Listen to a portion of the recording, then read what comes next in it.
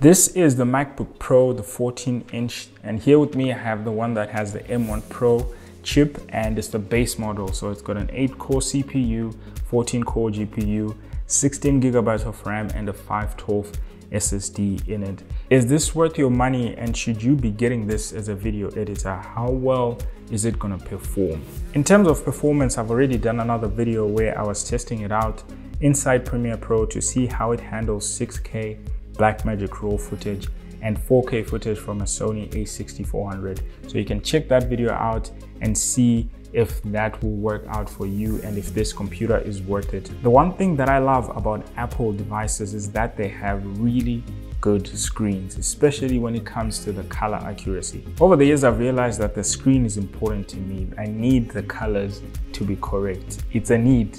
My job is to make sure that I color grade something correctly. And as content creators, we usually go for gaming laptops because usually they're the ones that have the specs that we need. But usually gaming laptops don't always have the best screens for editing or for color correction. So that's one thing that I feel is important to me, and I don't know if it's important to you. Also let me know in the comments down below. This one has the ProMotion displays as well, so it's got variable refresh rates, which is something that can help you when it comes to battery saving. They've brought back the full-sized HDMI port, and an SD card reader is back as well. 3 USB Type-C ports, 2 on the left side and 1 on the right side. I can only recommend this to video editors that are generating enough money. The value of the work that you're doing needs to be able to justify the price point of this MacBook. I mean, it's amazing, it's an amazing machine, but it's also quite pricey, and you need to be able to make back the money that you'd have used to buy it, because that's the whole point of investing in equipment. This is part of your equipment. If you have cameras and all these different things that you use, lights and microphones, this is also part of that. Is it worth it? Definitely, I would say it's worth it, especially if you have a workflow that's similar to mine.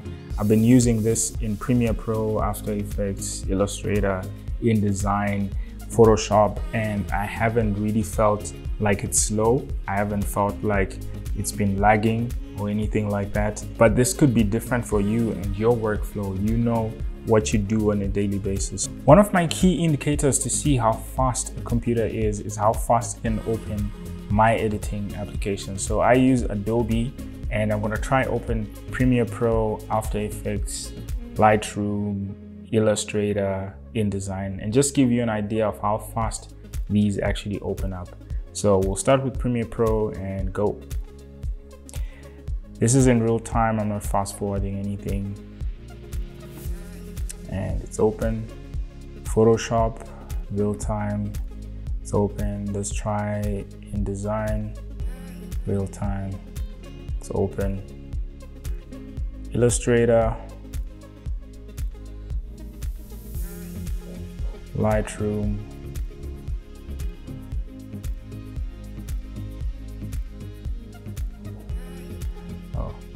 it's open as well. And let's try After Effects.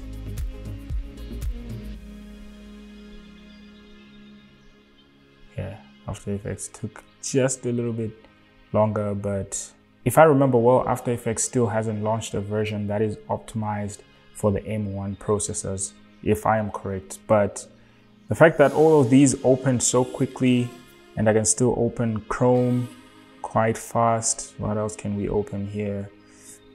Music and Safari. Safari is obviously going to be lightning fast because that's an Apple product.